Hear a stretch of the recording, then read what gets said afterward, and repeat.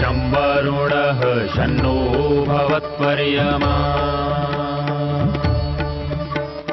शन्न इन्द्रो बृहस्पतिः शन्नो विष्णुरुक्रमः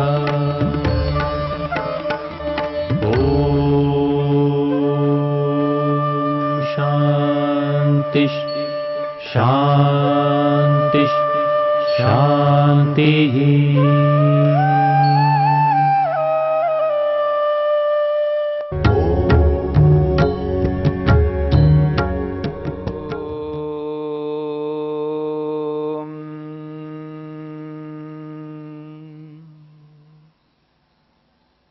वीतराग विषयम वा चित्तम। समाधिपाद के इस 37वें सूत्र को लेकर के हम विचार कर रहे हैं। जिस किसी भी प्रकार से मन को स्थिर करना, स्थिर मन को ईश्वर में एकाग्र करना प्रत्येक योगाभ्यासी का कर्तव्य है। यदि योगाभ्यासी अपने मन को स्थिर नहीं करता तो एकाग्र नहीं हो पाएगा। किसी विषय में मन को एकाग्र करना है तो उसको पहले स्थिर करना है, यानी धारणा बनानी है। मन को रोकना है। मन को रोकने के अलग अलग उपायों को बताते हुए महर्षि पतंजलि ने इस 37वें सूत्र में स्पष्ट किया है, वीतराग विषयम वा चित्तम। ऐसा चित्त, ऐसा मन जिसमें किसी भी प्रकार का राग नहीं है, यानी किसी भी प्रकार की अविद्या नहीं है, अविद्या से सर्वथा रहित है। जब यह कहा जाता है इसका मन मलिन है, इसका मन मलिन है, अशुद्ध है, अपवित्र है, दूषित है। मन किस प्रकार से दूषित होता है, अपवित्र होता है? तो इस बात को समझने का प्रयत्न करना। शरीर जो दूषित होता है, अपवित्र होता है, तो हमें समझ में आता है कि स्नान नहीं किया तो शरीर अशुद्ध है। शरीर में धूल जमा हुआ है, मिट्टी जमी हुई है, मैल जमा हुआ है, गंदगी है शरीर में, तो स्नान के माध्यम से शरीर को हम साफ करते हैं, शुद्ध बनाते हैं। मन में कौन सा मल है, कौन सी अशुद्धि है, कौन सी अपवित्रता है, कौन सी गंदगी है मन के अंदर? तो यहां पर जो गंदगी है वो अज्ञान है, मूर्खता है, अविद्या है, भ्रांति युक्त ज्ञान है।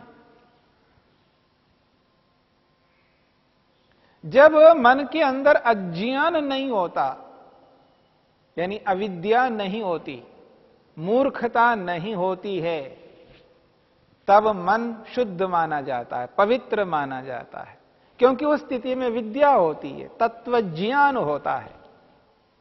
और जिस मन के अंदर तत्व ज्ञान होता है वह मन काम से, क्रोध से, लोभ से, मोह से, ईर्ष्या से, अहंकार से युक्त कभी नहीं हो सकता। क्योंकि क्रोध से युक्त वही व्यक्ति होता है जिसके पास विद्या नहीं होती है, तत्वज्ञान नहीं होता है।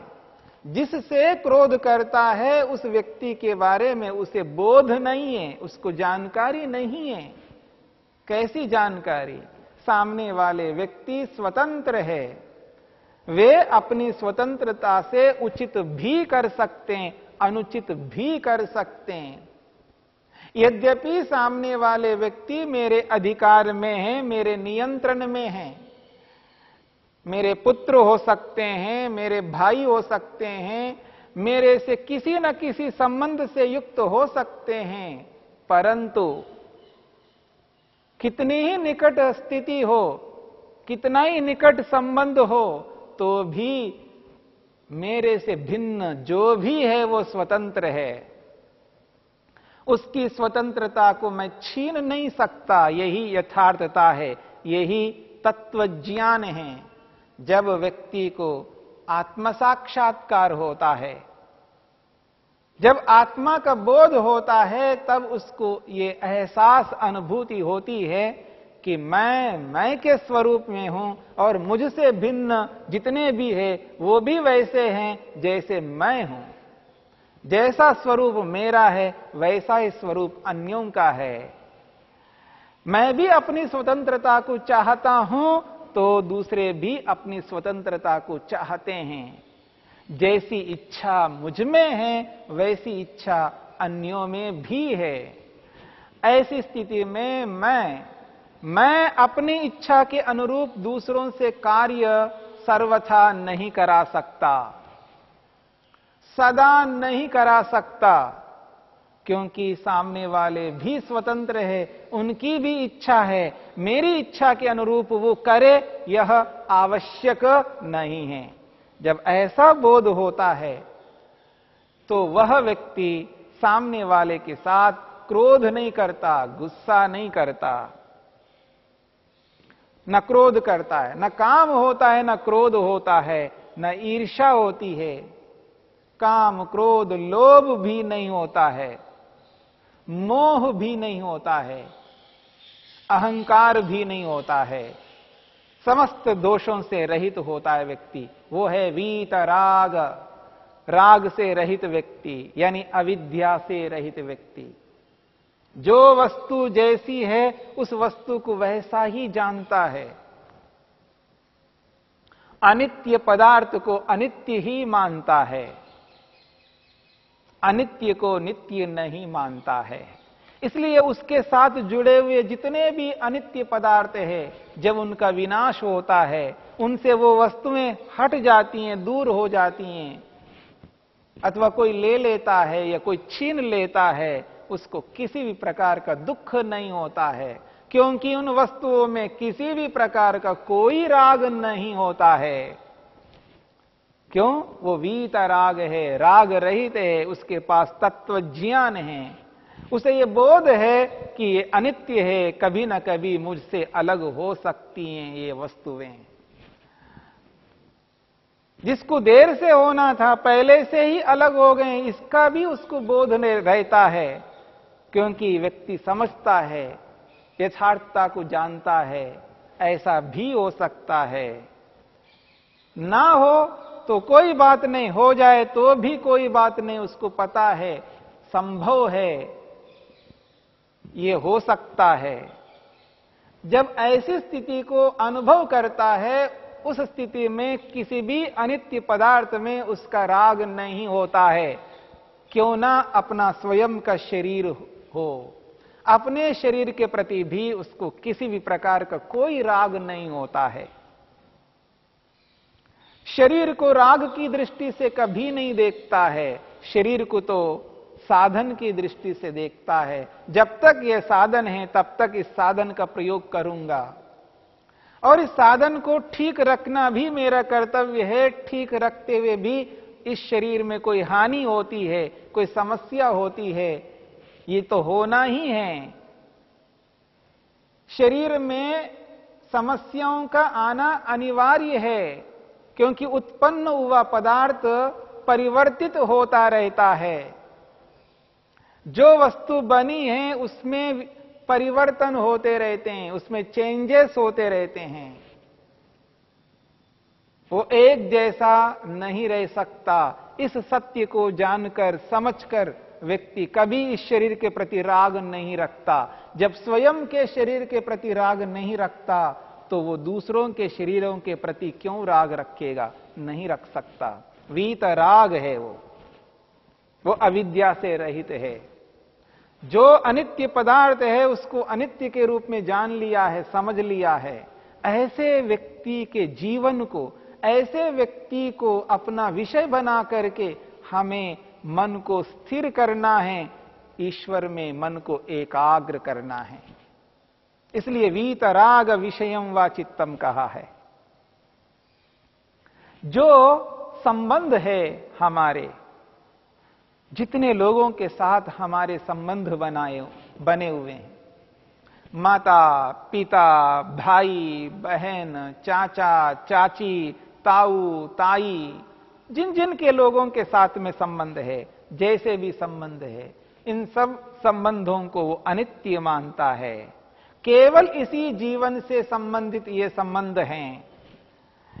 इस जीवन से पहले भी ऐसे संबंध न जाने कितने हुए हैं। सबको त्याग करके आया हूं, सब कुछ छोड़ करके आया हूं। उन संबंधों को आज एक बार भी याद नहीं करता हूं, स्मरण नहीं करता हूं। उन पिछले जन्मों के इतने सारे संबंध है, सबको छोड़ करके आया हूं।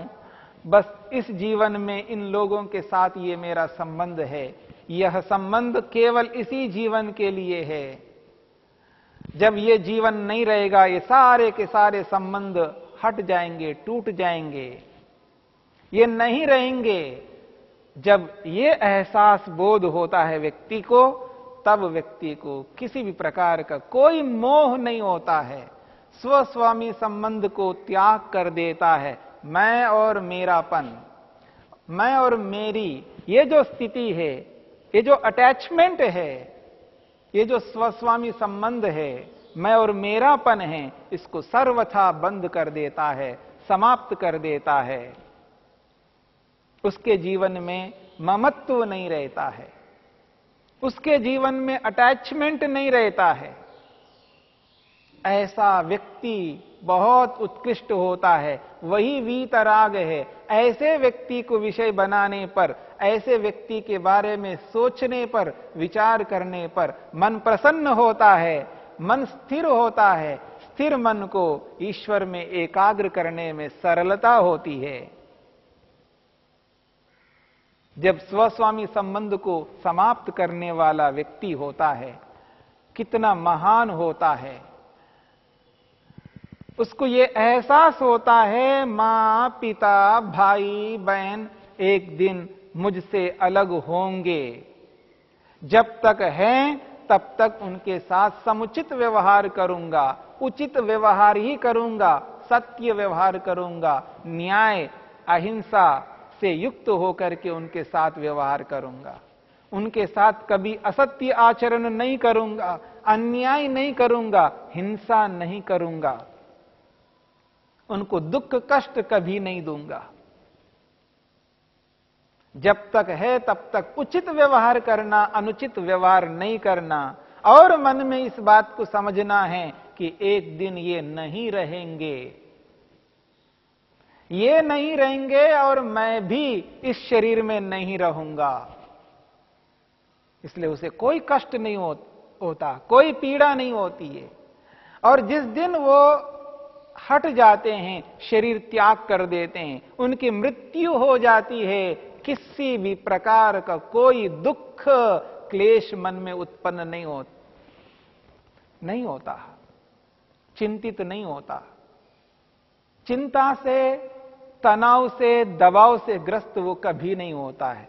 सदा शांत रहता है, प्रसन्न रहता है। ऐसे व्यक्ति को कहा है वीतराग।